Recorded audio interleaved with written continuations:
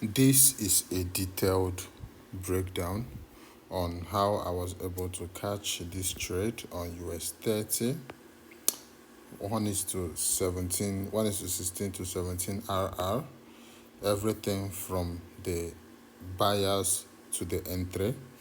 If this is your first time of seeing my videos, do well to like this video and please subscribe to my channel, as it will help me create more meaningful content like this that help traders scale up their portfolio. Welcome to Dera's portfolio.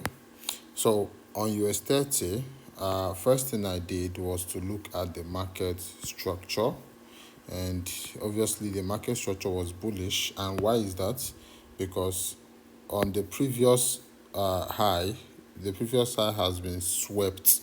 Okay, so the market swept the previous high and closed with a candle body, even though the candle body was not big. Which brings us to the second step, why I ignored taking any trade from this low. That is simply because if this market was to break, if this high here was to break and the break was very significant, that would have meant that this low would be very important in trading. But since the market was more of a sweep of previous high instead of a good break, it was more of sweeping of a previous high instead of a good break. That showed that whatever this low is being built for, it would only serve as liquidity. So that is the first step, understanding the market bias. And for me, all I do is I use range, because what I trade is MSNR and R3 strategy. I mainly focus on R3 strategy, but I use MSNR as confluences to my trades, which you are going to see here. Now, the second thing that we need to look out is if this area is going to be, if this area right here is going to be inducement and it's not supposed to be taken, no trade is supposed to be taken off of that zone, which zone would now stand? That will bring us back to from this area to this area where the majority of the buyers impute their order. So looking at this, we cannot use this big candle here, obviously. If we are to use this big candle, that means we have to go down to a much lower time frame, probably to shorten the candle into segments. But that would not, that would defeat the purpose of trading a higher time frame bias. So the next thing was to filter out our zones. I use reaction zones. The arrow tree stands for range, reaction, and return. So first thing is to what? Identify a reaction zone. I won't be doing much of that in this video, but I'm just going to show you guys the reaction zone that I used.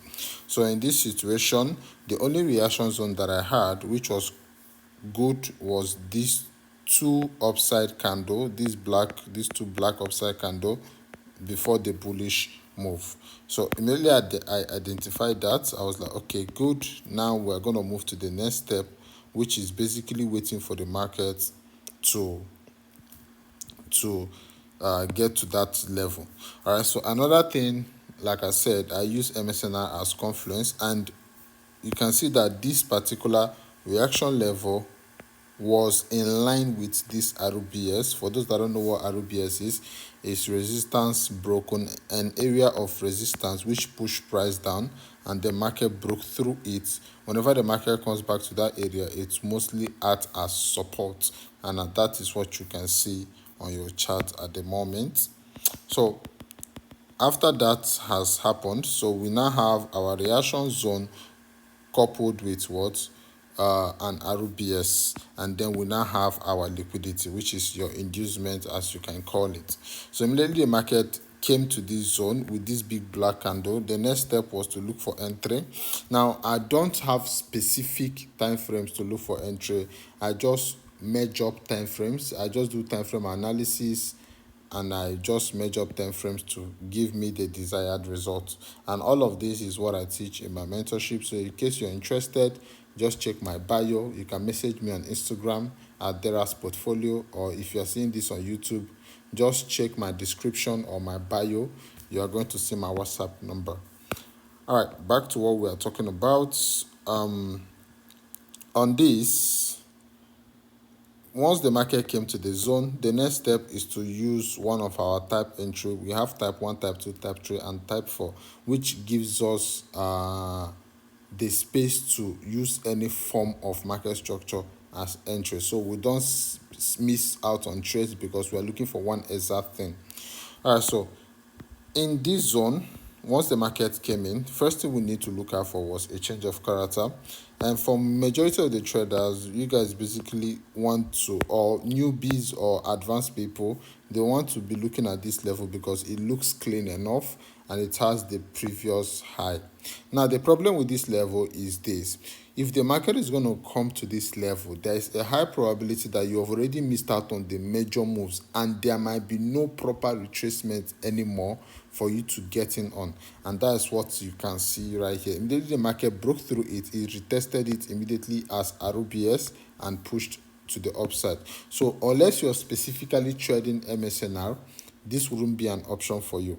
So that brings us back to that. This gives us the reason why we have 4 type entries, and obviously I'm not going to be teaching those entries, but I'm just going to show you how I was able to get into this trade.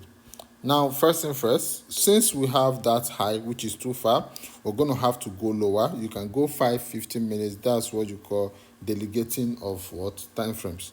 So we push down lower and then we were able to see this here. Now, if you go to the 5 minutes, you can see it more clearly, but on the 15 minutes, it's as clear as well.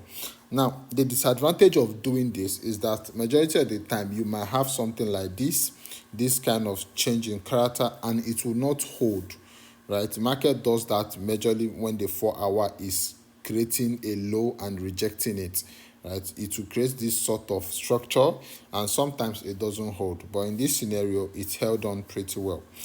Now back to what I had to do was look for the last low. This was the last low, and there was something significant I also had to look for here: a last low with a sweep, which was very important.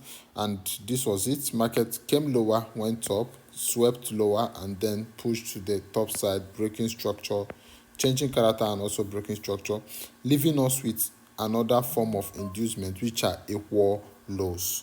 So seeing that, I was like, okay, good, this is coming up together as I anticipated. Now, the next thing on the list is what? Entering.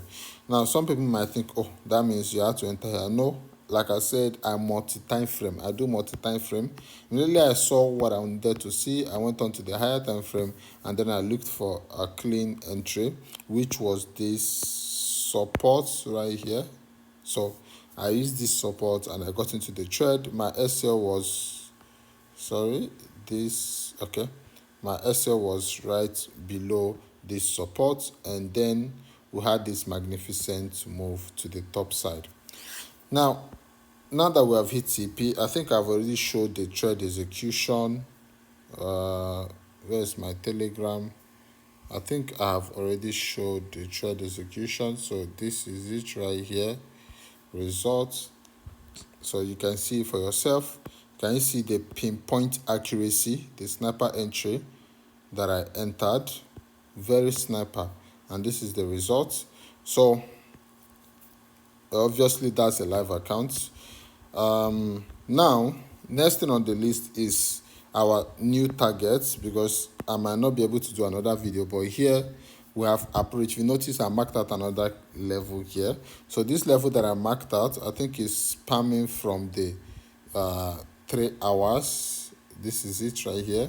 This is a head and shoulder on the 3 hours, and I'm anticipating to see if we're going to have rejections around this area, and then I'll be able to take a short. So you might see a short video from me if I see the opportunity to take the short. This is Dera's portfolio, aka Chidera. See you guys on the next one. Do well to like this video, share, comment. You can ask your questions and I will pick and I'll answer in my next video. Don't forget to subscribe to my page. See you guys on the next one. One love.